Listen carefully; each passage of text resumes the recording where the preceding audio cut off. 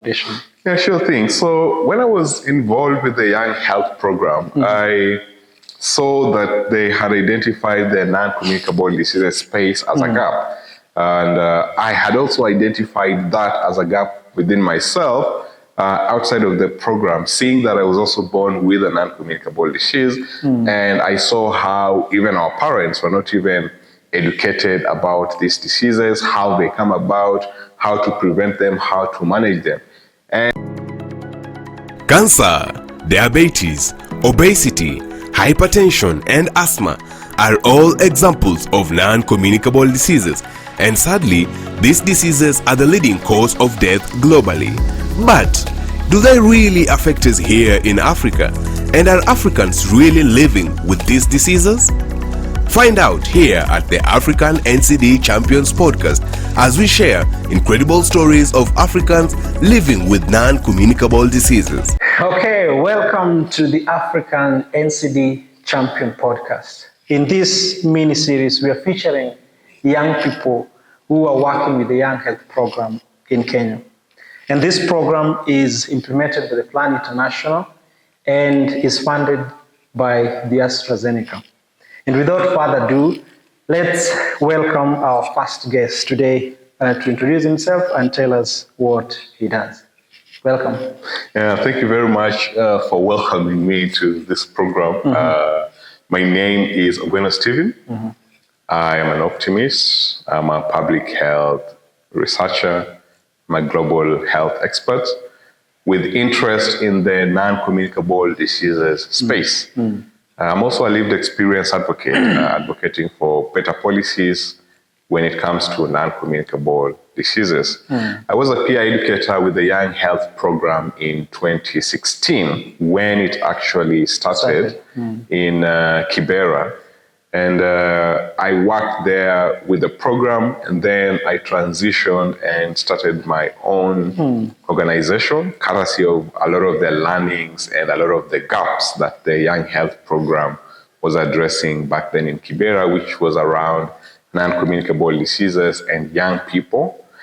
And so I started my own foundation where I'm the founder and the CEO of the Stoylink Foundation. And globally, I sit in a couple of boards and committees, including at the World Health Organization, the Global NCD Alliance, and with the World Obesity Federation. So that's a quick introduction to myself and what I do in as far as this program is concerned. Yeah, indeed, you wear many titles, and that is inspiring to young people, seeing what you've done in the Young Health Program, and almost a decade of you working in this space, and also getting the inspiration to start the Stoylink Foundation. But could you take us through, how did you engage at the start with the Young Health Program? Just give us a walkthrough on how you engaged with the Young Health Program. Yeah, so back then in 2016, I was already advocating in the non-communicable diseases space. And I remember my first interaction with the Young Health Program was off of a meeting that we had where different national NCD stakeholders were brought on board. And I presented what I do and what my passions were. And I met Danor, who was then working or leading the Young Health Program in Kibera. And we engaged. And after that, he was curious to see how we could be involved in the Young Health Program itself. And so I remember going into Kibera, we did the community survey, we did a mapping of the region, we came up with ideas and proposals for how the program could be implemented in a way that it could directly work with young people and also positively impact young people's activities. And after that, I have always been involved as a trainer of trainers, training a lot of the peer educators on the ground, training them on non-communicable diseases, training them on advocacy, on health communication, and also training them on how to present the different case studies that they get from the field.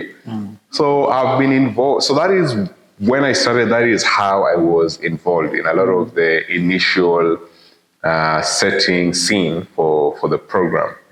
And after that involvement, of course, I transitioned into starting my foundation, or the Sterling Foundation, which I think we'll be talking about as part of the next question. So. Oh, well, thanks for sharing your initial experience when you started engaging with the Young Health Program. As a Young Health Program fellow myself, I must attest to how this program is very impactful. But I want to understand from your experience as a peer educator, how did this engagement with the Young Health Program shape your experiences and your next steps in life, including starting the Sterling Foundation? Yeah, sure thing. So when I was involved with the Young Health Program, I saw that they had identified the non-communicable diseases space as a gap. And I had also identified that as a gap within myself outside of the program, seeing that I was also born with a non-communicable disease. And I saw how even our parents were not even educated about these diseases, how they come about, how to prevent them, how to manage them. And with the Young Health Program, during my days as an active peer educator, I saw that this is not only a problem that exists in Kibera, which is where the program first started, but I saw that this program actually was a much wider program, and we needed more actors to engage and to be involved in advocating for this work and amplifying the work on non-communicable diseases. And so when I joined Kenyatta University during my campus years, I decided to start the Sterling Foundation as a way to amplify the work and the learnings that I had had from the Young Health Program, and to get this message beyond Kibera. Because at the time, there were very, very few organizations that were working at the intersection of non-communicable diseases and young people.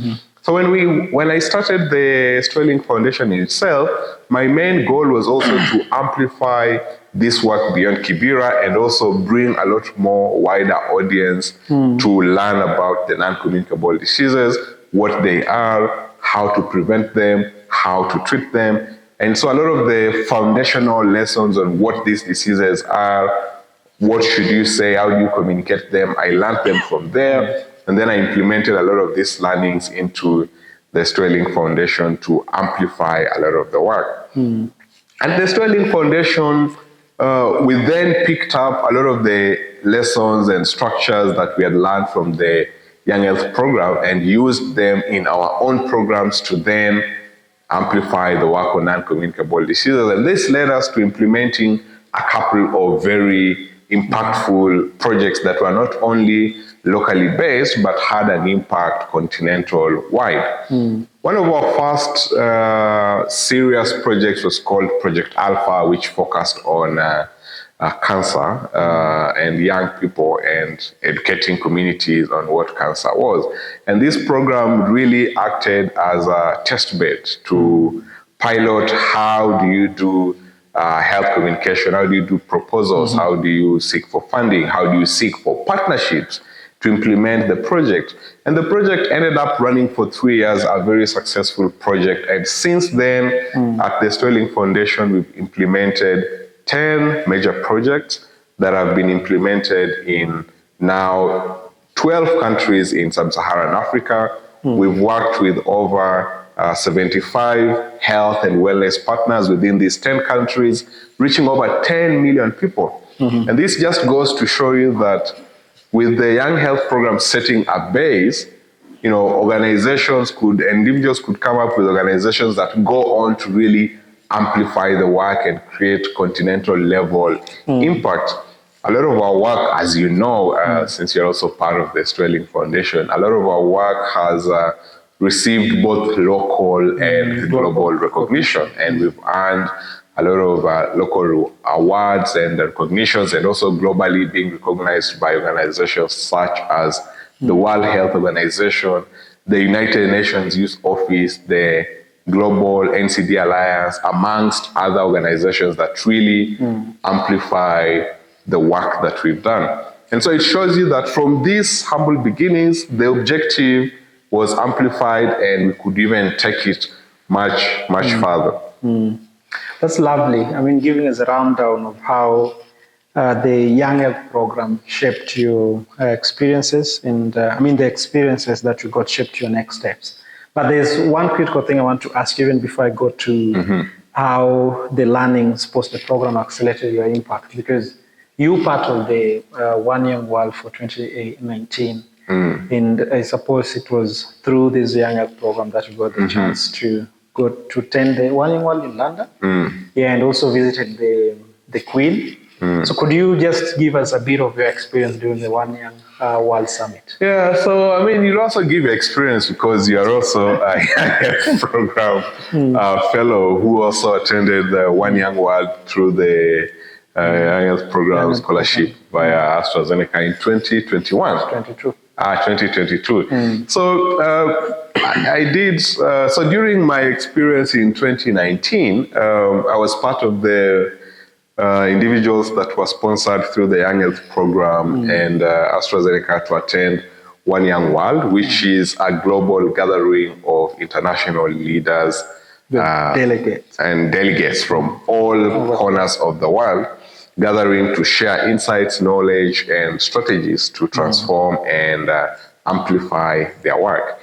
During this period, I had the unique privilege of also visiting the AstraZeneca's offices in the UK and meeting the executive team back then, and even leading a session. I remember we did a demo session in the offices and bringing the flavor of what we do on ground to those offices and with the global executives so that they also see the impact of the work that they are supporting here on the continent. And One Young World really brought, as you know, a lot of connections and partnerships and networks that have been very useful in amplifying the work. And in fact, it's during this during this One Young World engagement that we got a lot of the partnerships that we ended up implementing the multi-award-winning NCD 365 project. And this brings me to a question to you, since you are also part of the Young Health Program through the One Young World. So what was the experience like, and how does that tie back to this conversation on non-communicable diseases and young people? Okay, well, I must admit that I didn't see this one coming, because suddenly you're the interviewer becomes the interviewee. Yeah. So, my experience was also incredible, and attending the One Young World Summit in Manchester.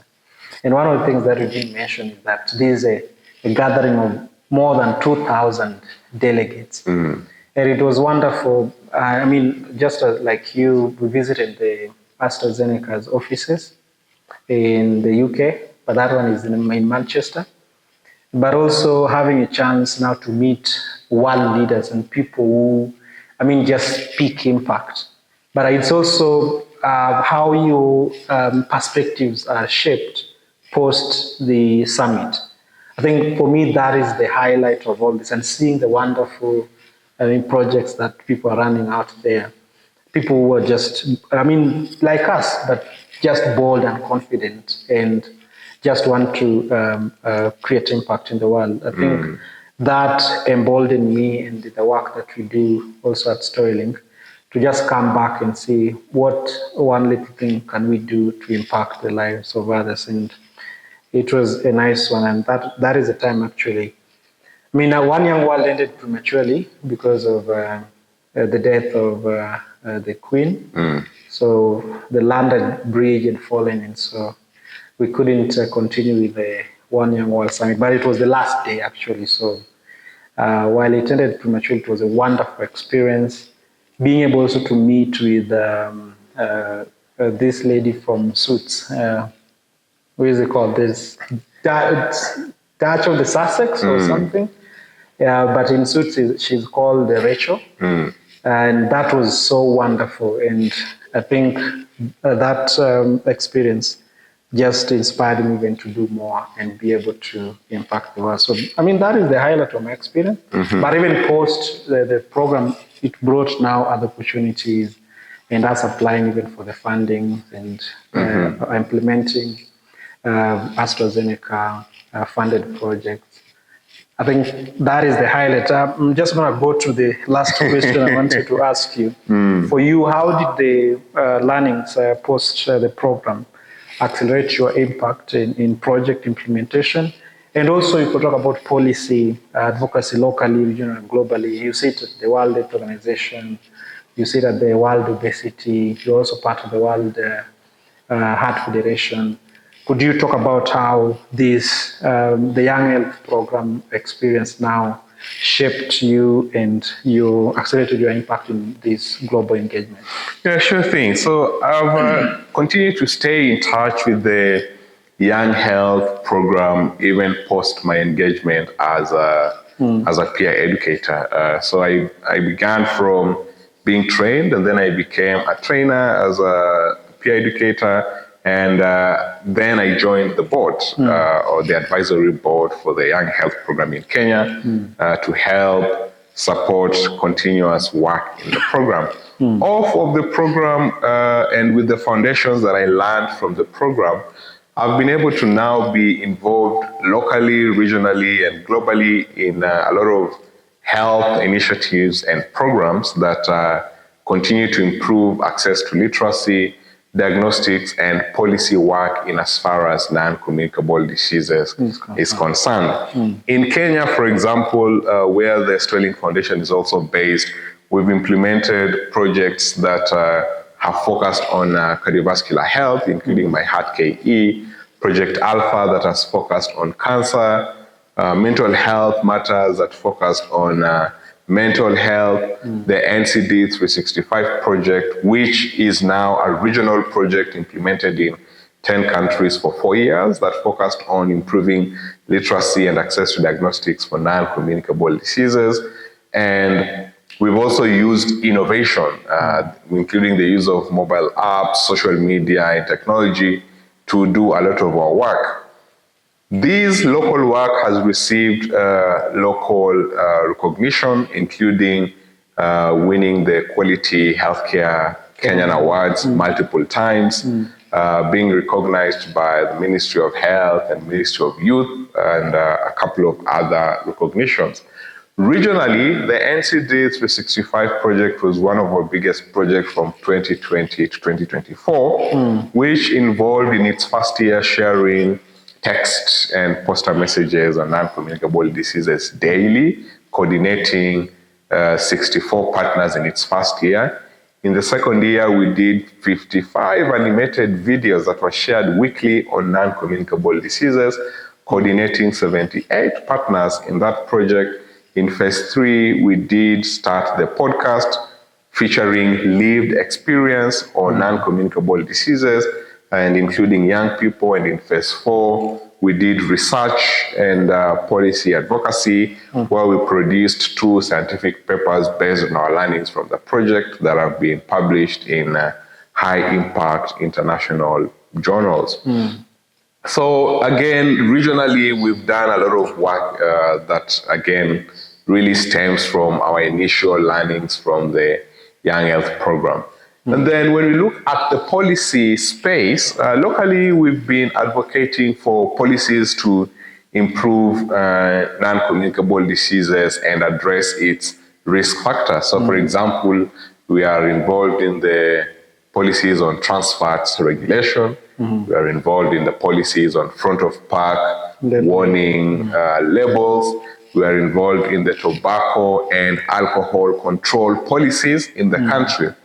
And regionally, we've also been engaged in the policy space, especially with the World Health Assembly and with the United Nations high-level meetings, where I continue to represent lived experience and voices from the global south, advocating for better policies when it comes to health, when it comes to universal health coverage and UHC. And so you can see that, again, what started at the Young Health Program has really amplified into global impact and global work in the global health space. And then also with my involvement with various organizations, including the World Health Organization, where I sit at the NCD labs and also at the Guidelines Development Group for GLP-1s, and with the Global NCD Alliance, where both of us were part of our voices as NCD advocates, and then also being involved in the board, and even with the World Obesity Federation, where I sit as part of the board. So all of these opportunities, again, continue to really amplify the work that the Young Health Program started in addressing non-communicable diseases and sexual reproductive health amongst young people in the communities. And it has really shown that something that starts very small could amplify into bigger impacts locally and even globally. That is wonderful. I mean, sharing the experience and how the Young Health Program has been, let's say, a launchpad for you and sending you out there even to the global platform. I suppose even as the Young Health Program Phase 2 comes to an end, it's leaving a trail of impact, looking at what it has done to the lives of people like Ogweno Stephen, starting their own organizations and now sitting in this global fora. It gives hope even to other young people who are looking forward to these opportunities and looking forward also to getting to such global forums. I suppose that brings us to the end, and thanks for sharing your wonderful experience, and we hope to see you on the next one. All right, thank you very much. Now that was incredible. Thank you for listening in. Share this with your networks and follow us on all social media at Storelink and at NCD Champions. See you on the next one.